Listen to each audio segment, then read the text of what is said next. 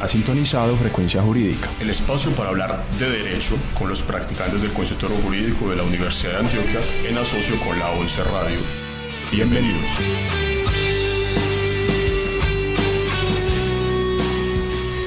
Bienvenidos a una nueva emisión de Frecuencia Jurídica aquí en la 11 Radio. Yo soy Sebastián Flores y los estaré acompañando el día de hoy. Agradecemos su sintonía.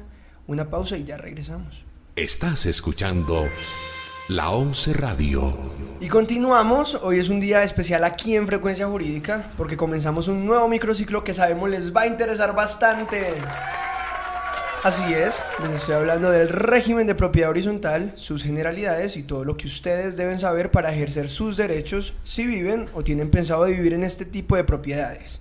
Hoy me acompaña en la mesa de trabajo Dorani García, estudiante de último año de Derecho. Bienvenida, es un gusto tenerte aquí con nosotros hoy.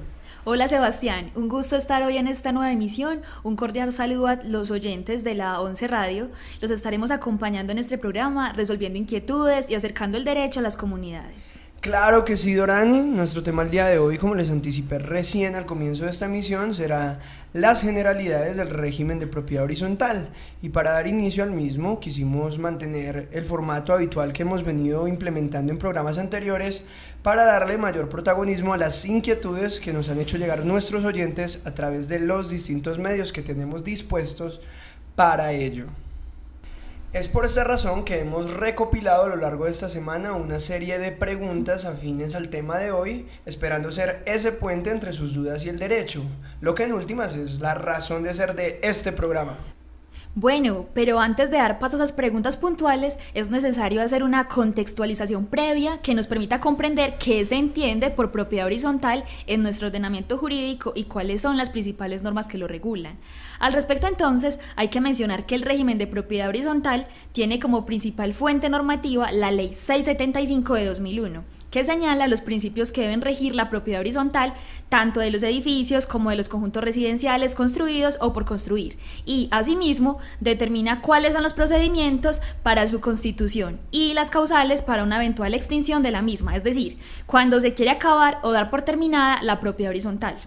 La propiedad horizontal regula los inmuebles donde concurren derechos de propiedad exclusiva sobre bienes privados y derechos de copropiedad sobre el terreno y los demás bienes comunes. Es decir, la familia Rosales compra su apartamento en la unidad X, en donde fueron construidos otros 99 apartamentos. La familia Rosales tiene derechos de propiedad de manera exclusiva sobre el apartamento que compró, pero a su vez tiene los derechos compartidos sobre las zonas comunes de la unidad X. Por eso pueden usar los ascensores, el parque infantil, la piscina, no sé, el salón social, el gimnasio, los corredores y se beneficia de la portería, etc. A ver, la finalidad de la regulación en materia de propiedad horizontal es que se garantice el respeto de los derechos individuales y colectivos a la propiedad, que se respete la seguridad y se logre la sana convivencia a través de una normatividad caracterizada por la convivencia pacífica y la solidaridad social.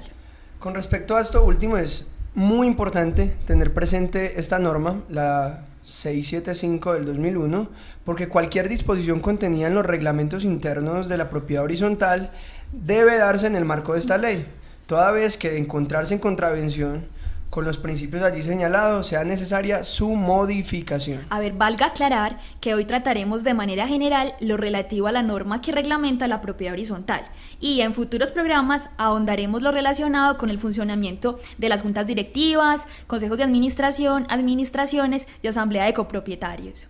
Partimos entonces de la noción de obligatoriedad que tiene la elaboración de un reglamento interno en la Constitución y posterior registro de una propiedad horizontal. En el programa de hoy nos centraremos sobre todo en lo que debe contener este documento de carácter vinculante y en los procedimientos dispuestos para su reforma. Por eso será después de una pausa y ya regresamos. Estás escuchando www.la11radio.fm. Los seres humanos hemos invadido territorios habitados desde hace muchos siglos por los animales y las plantas.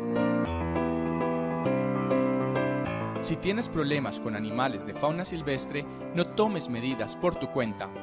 Comunícate con las autoridades de tu municipio, Policía, Humata, Alcaldía y Cor Antioquia. o llama a la línea verde 018 114 123.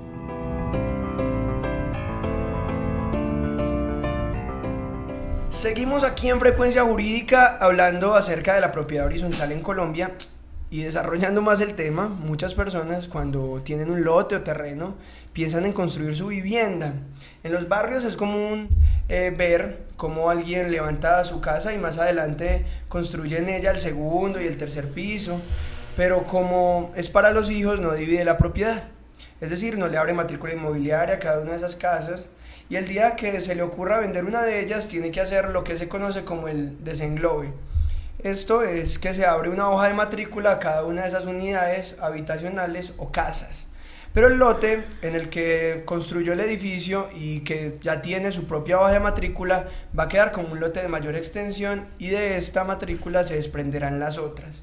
Para hacer esta división se debe entonces someter el edificio al régimen de propiedad horizontal y para ello se debe hacer una escritura pública en notaría donde se establezca el reglamento de propiedad horizontal de ese edificio. Esa escritura pública se debe registrar en la Oficina de Registros de Instrumentos Públicos. La Ley 675 de 2001 establece expresamente qué información debe acompañar el registro en la Oficina de Instrumentos Públicos. Así pues, el artículo 5 de esta ley dispone que el reglamento de propiedad horizontal incluya como mínimo aspectos generales como el nombre de identificación del propietario, el nombre distintivo del edificio o conjunto, si lo tiene, y la determinación del terreno o terrenos sobre los cuales se levanta el edificio conjunto, por su nomenclatura, área y linderos, indicando cómo fue que se adquirió por parte del propietario ese terreno, y los correspondientes folios de matrícula inmobiliaria. En el reglamento de propiedad horizontal se debe describir cada una de las unidades que fueron o serán construidas, la identificación de cada uno de los bienes de dominio particular o apartamento si es una unidad grande, de acuerdo con los planos aprobados por la Oficina de Planeación Municipal o por la entidad o persona que haga sus veces. En Medellín de esto se encargan las curadurías. Se debe describir los bienes comunes con indicación de los que tengan el carácter de esenciales, por ejemplo, las escaleras, los corredores, la portería, entre otros. Y se debe describir los coeficientes de copropiedad. Por ejemplo, la familia Rosales compró el apartamento que mide 120 metros cuadrados, pero su vecino compró uno más pequeño, el que mide 80 metros. Entonces el coeficiente de la propiedad horizontal se determinará dependiendo del tamaño de la casa o apartamento. De modo que tendrá mayor coeficiente de propiedad quien tenga un apartamento más grande. ¿Y esto por qué es importante? Para determinar cuánto se paga por administración, por ejemplo. Por eso, no todas las familias pagan lo mismo de administración si los apartamentos tienen tamaños diferentes. El reglamento también debe contener la destinación de los bienes de dominio particular que conforman el edificio o conjunto, la cual deberá ajustarse pues a las normativas urbanísticas vigentes y las especificaciones de construcción y condiciones de seguridad y salubridad del edificio o conjunto. Además de este contenido básico, los reglamentos de propiedad horizontal incluirán las regulaciones relacionadas con la administración, la dirección y el control de la persona jurídica que nace por ministerio de esta ley y las reglas que gobiernan la organización y funcionamiento del edificio o conjunto. Que se reglamenten entonces todos estos aspectos es importante porque, por ejemplo, uno no puede construir en el parqueadero o en una zona común una pieza o construir un cuarto útil donde es el espacio del parqueadero, etc. Uno como propietario no puede tomar para sí un área que es para todos los copropietarios. Este sustento legal, Sebastián y oyentes, nos permite precisamente entender el ámbito de libertad que tiene la administración de una propiedad horizontal en la configuración de su reglamentación interna. Esto sin desconocerse los límites que la misma ley y la Constitución imponen a este régimen. Estás escuchando www.laonceradio.fm. Bueno, seguimos aquí en Frecuencia Jurídica explicándoles todo lo que ustedes deben saber del régimen de propiedad horizontal y pasando justamente a esos temas puntuales que prometimos al inicio del programa y después de toda esta parte teórica que yo sé que ustedes en sus casas les dificulta mucho seguirnos el hilo a veces. Ahora vamos a hablar de esos asuntos específicos que nos han hecho llegar nuestros oyentes a través de los medios que tenemos dispuestos para ello. La señora Dora Elena Chaverra, por ejemplo, nos escribe desde Sabaneta, la Perla del Sur, y nos pregunta si es posible cobrar una cuota diferente de administración dependiendo del apartamento. A ella le agradecemos primero que todo su pregunta y le informamos que sí. Se trata de un asunto del que habló mi compañera Dorani ahorita, y es un asunto de fijación de los aportes en razón a los coeficientes de copropiedad. Y es bueno aclarar que los coeficientes determinan tanto los derechos como los deberes. Porcentaje de participación en la copropiedad, determinación de votos en la asamblea, en lo que se refiere también a aspectos económicos o financieros, un porcentaje de indemnización en caso de destrucción total de la copropiedad o disolución de la misma, y valor de las cuotas del aporte, etc. Por todo esto, lo más justo es que de la misma manera en que los coeficientes más altos tienen mayor porcentaje de la copropiedad, también aporten un mayor monto a las cuotas de aporte a las expensas. Resumiéndoles un poquito todo esto que acabé de decir, la aplicación de los coeficientes es obligatoria y justa. Ahora, respondiendo otra pregunta que tiene que ver con el cobro de las cuotas de administración, precisamente Paola Andrea Palacio quiere saber si es legal que publiquen el nombre de las personas en mora a través de los boletines de la administración. Y ojo con este asunto, porque siempre sabemos que dentro de esas propiedades horizontales a veces se utilizan unos medios de cobro que no son los más idóneos, y si bien la ley lo faculta para hacerlo, también hay unos límites que aquí vamos a señalar. Es una pregunta muy interesante la que nos plantea nuestra oyente entonces, porque como sabrán, en muchos edificios o conjuntos residenciales tienen esa costumbre de fijar en sus escaleras o pasillos, incluso al interior de los ascensores, feísimo, el listado de los copropietarios y el número del apartamento, oficina o casa que se encuentran en mora. Situación que por supuesto no solo sirve para dar publicidad al estado de cartera de la propiedad horizontal, sino que indirectamente es una forma de cobro, pues es indiscutible que a la mayoría de las personas les da pena estar morosas y sobre todo que otras personas se enteren. A ver, pero más allá de los resultados que arroja la utilización de la publicación de la lista de morosos en la copropiedad, es analizar qué tan legal es dicha publicación. A ver, la misma ley 675 del 2001, en su artículo 30, es la que autoriza la fijación de una lista con los morosos de la copropiedad, pero dicha lista tiene una restricción: el lugar donde se fija. El parágrafo del artículo mencionado señala que la publicación referida en el presente artículo solo podrá hacerse en lugares donde no exista tránsito constante de visitantes, garantizando su debido conocimiento por parte de los copropietarios. Situación que pretende acabar la costumbre de algunos administradores de querer cobrar avergonzando al propietario moroso frente a todo extraño que ingresa a la copropiedad, como los visitantes. De tal manera que mal haría el administrador al pretender fijar la lista de morosos en el ascensor, dentro o fuera, o en la cartera general en la que tiene también acceso los visitantes, por lo que el administrador debe tratar de ubicar la lista en un sitio donde los propietarios la puedan ver, pero minimizar que esté a primera vista de cualquier extraño que ingrese a la copropiedad como el visitante, en aras del derecho fundamental a la privacidad y al buen nombre. Bueno, siguiendo la línea de la inquietud anterior, Nicolás Argotti nos pregunta si los morosos pueden participar en las decisiones de la asamblea. Y con respecto a esa duda, pues la ley 675 del 2001 no contempla que se limite ese derecho a los morosos, pero tampoco lo prohíbe, lo que da pie a considerar la posibilidad de pronto de limitar estos derechos para conseguir que haya un equilibrio financiero de la propiedad horizontal y que este no se vea afectado por los morosos. Pero ha sido principalmente un desarrollo jurisprudencial de la Corte Constitucional la que de cierta manera ha avalado pues la legalidad de esta medida, cuando en la sentencia de unificación de jurisprudencia SU 509 del 2001 consideró que estos derechos tienen su fundamento en la ley porque no desconocen necesidades vitales de los residentes, luego no adquieren la categoría de constitucionales ni mucho menos de derechos fundamentales constitucionales susceptibles de protegerse mediante tutela.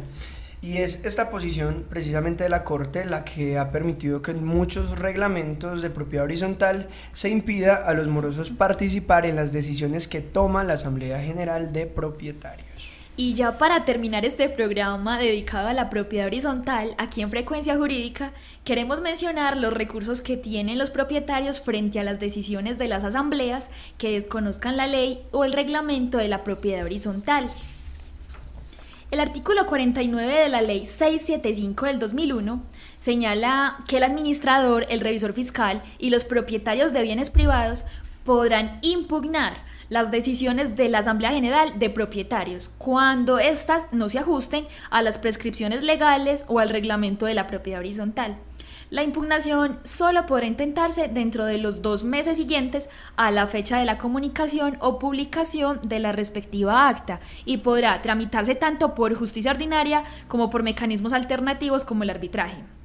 En todo caso, hay que recordar que si la disputa implica la vulneración de derechos fundamentales y acreditándose la situación de subordinación del propietario frente a la administración, podría excepcionalmente proceder la tutela como un mecanismo efectivo para el goce de la protección del derecho. Bueno, y dejarles claro a los oyentes que ojalá sea una excepción y sea como última ratio, porque desde aquí de Frecuencia Jurídica y aquí en Radio 11 tratamos, y nuestra bandera es que tratemos de descongestionar el sistema judicial y optemos por estos mecanismos alternativos de resolución de conflictos. Bueno, de igual manera, no se debe desconocer que dentro del reglamento interno de la propiedad horizontal también se pueden establecer comités que se encarguen de dirimir estos conflictos entre propietarios y administración. Esas instituciones vamos a hablar en próximas emisiones, y que al tenor del parágrafo 1 del artículo 5 de la Ley 675 del 2001, en ningún caso las disposiciones contenidas en los reglamentos de propiedad horizontal podrán vulnerar las normas imperativas contenidas en esta ley o en la Constitución, y en tal caso se entenderán como no escritas. Bueno, ya vamos llegando al final, y esta fue una pregunta que se nos pasó, que nos habían hecho desde hace rato Johnny Mesa, nuestro operador de radio, y era ¿por qué se llama propiedad horizontal si casi siempre son edificios? Entonces debería llamarse propiedad vertical, ¿cierto? Eso es como lo más lógico, pero entonces para la gente que también ha tenido esa duda, este es el dato más inoficioso que he dado en mi vida como locutor de esta emisora, y es que se llama propiedad horizontal porque todos los derechos de las personas que allí viven o convergen están en la misma posición. Entonces no hay jerarquías y no hay situaciones preferentes. Ahora, después de dar ese interesantísimo dato, le agradecemos a nuestro operador de radio Johnny Mesa como siempre, y a ustedes por escucharnos y permitirnos entrar a sus hogares. Para nosotros es un gusto compartir este espacio con ustedes. Les recordamos que pueden contactarnos en el correo electrónico la 11 radio C11 ya en numeritos @gmail.com, y con el asunto Pregunta Frecuencia Jurídica. Dejarnos sus preguntas, comentarios o sugerencias para este programa. Los esperamos en nuestra próxima emisión. Hasta pronto. Hasta pronto.